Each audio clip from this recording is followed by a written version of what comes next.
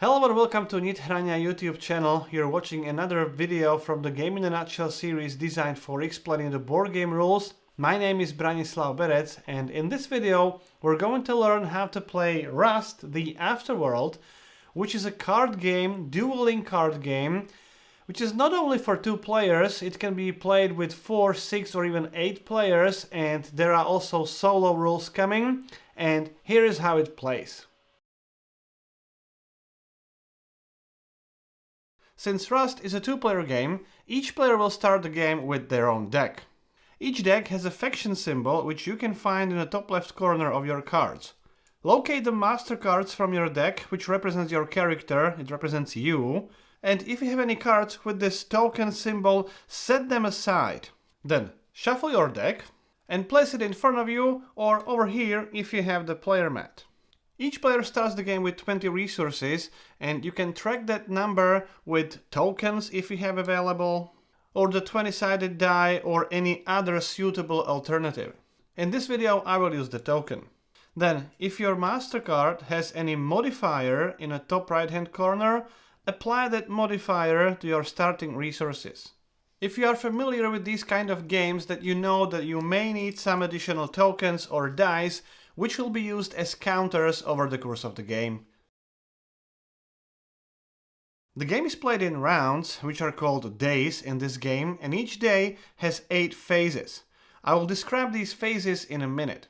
In general, you will draw cards from your deck into your hand and then play the cards from your hand into your play area. You will use the abilities on the cards and you will use the survivors to conquer enemy dominions, which will be guarded by their survivors, and essentially you will try to reduce the opponent's resources down to 0, and the player who achieves that wins the game. There are 6 types of cards in the game. Master card is your character, it represents you in the game.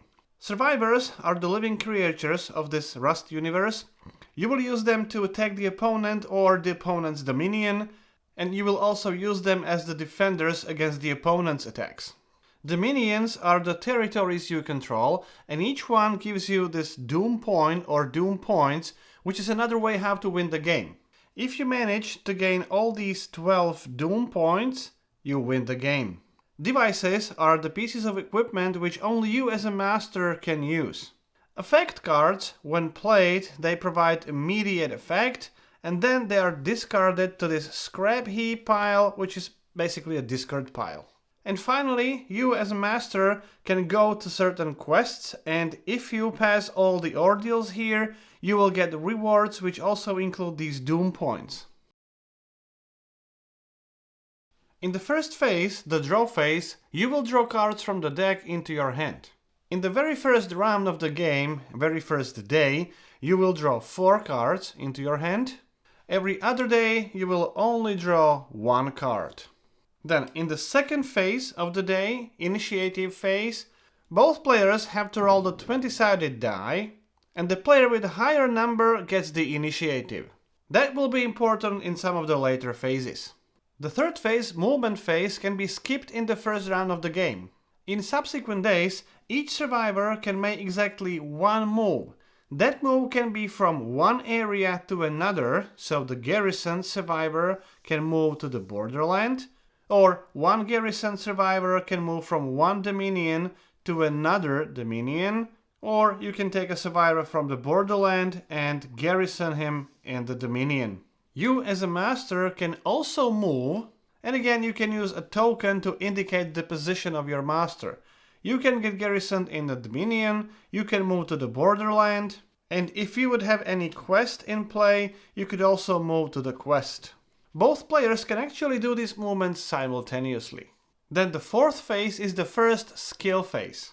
Both players can again simultaneously use their skill abilities on their survivors or even on the dominion cards. Each survivor can use maximum 1 skill per day, so to track this you may use any counters, tokens or anything like that. Masters also have the skills abilities, and in the base game you can use them without any limitation. In the advanced game, you will have to unlock these level 2 and level 3 skills first before you will be able to use them. In the fifth phase, players don't play simultaneously. The player with the initiative goes first, and then is the second player's turn.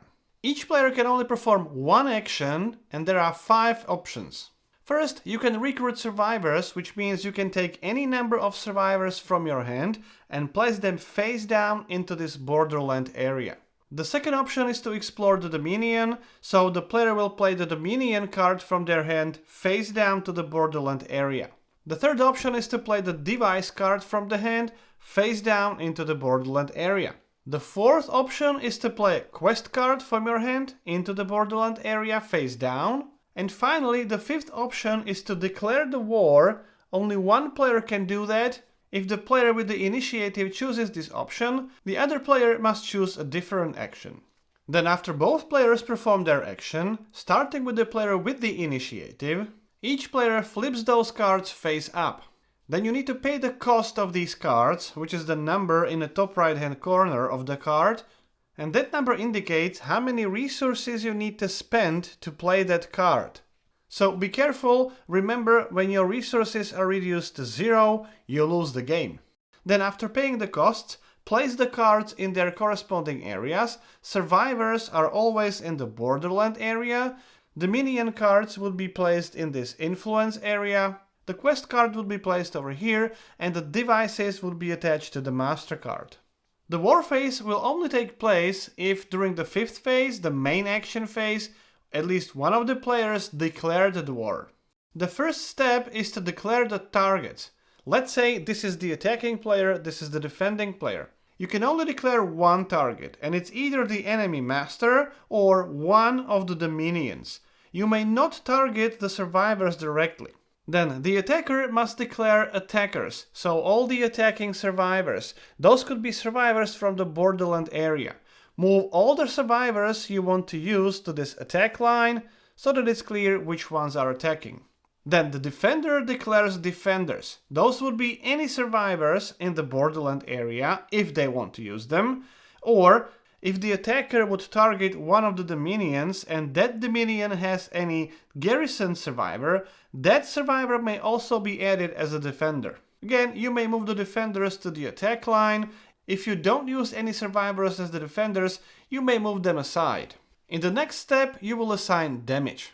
Each survivor deals damage which is equal to their strength, which is the number next to this yellow symbol.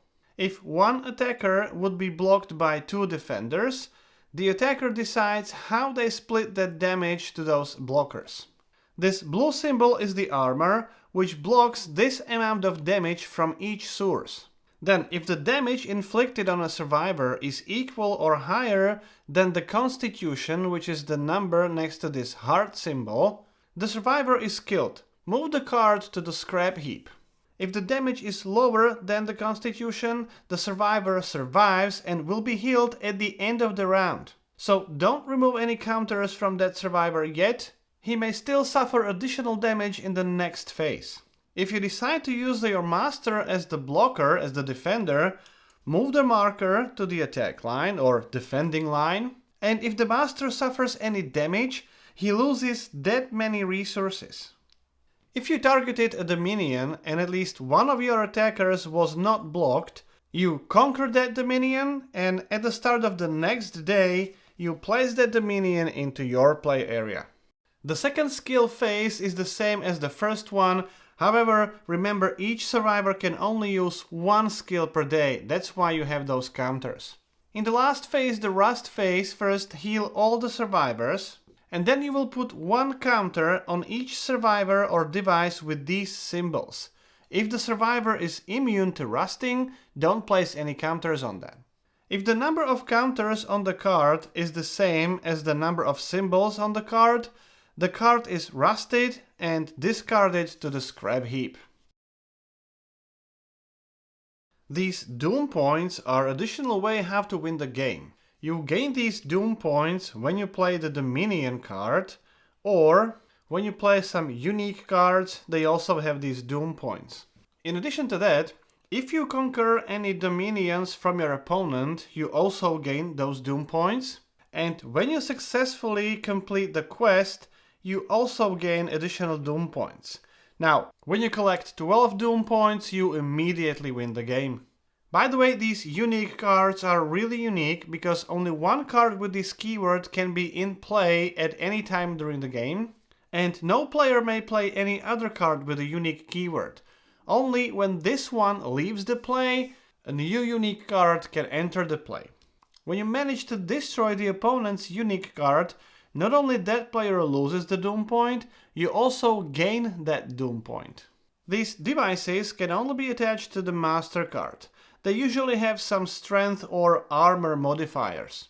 Devices occupy these slots around the master card, and which slots are occupied is indicated on the device card itself. Here it's only the top slot. You may never have two devices which would occupy the same slot. In addition to that, if the device would have the symbols in more than one slot, the card occupies all of those slots. Quests can be started by playing the quest card during your main action. Then, in the next day, during the movement phase, you, as the master, can move to the quest. If you want, you can also take any survivors with you. Then, once per day, you may try to pass one of the ordeals. You start with the ordeal 1, if you pass it, the next day you can try the ordeal 2, and so on and so forth. When you successfully manage to complete the last ordeal, you gain the rewards indicated here. Then after completing the quest, again the next day during the movement phase, you can move back and also the survivors can move back. While you are on the quest, you are basically outside of the play area. That means that you as the master may not be targeted by your opponent, you may not be attacked. However, since you are on a quest and you may not explore any new territories, you will not be able to play any Dominion cards. And when you play the survivors, those survivors will join you on the quest. They may not be assigned to the borderland or to Dominions. So that's it, that's how you play Rust the Afterworld. If you have any questions or comments, I'll do my best to answer as many as I can. If you like the series, please subscribe. You can even support the channel on the Patreon page. My name is Branislav Berec. You've been watching Game in a Nutshell and hope to see you next time.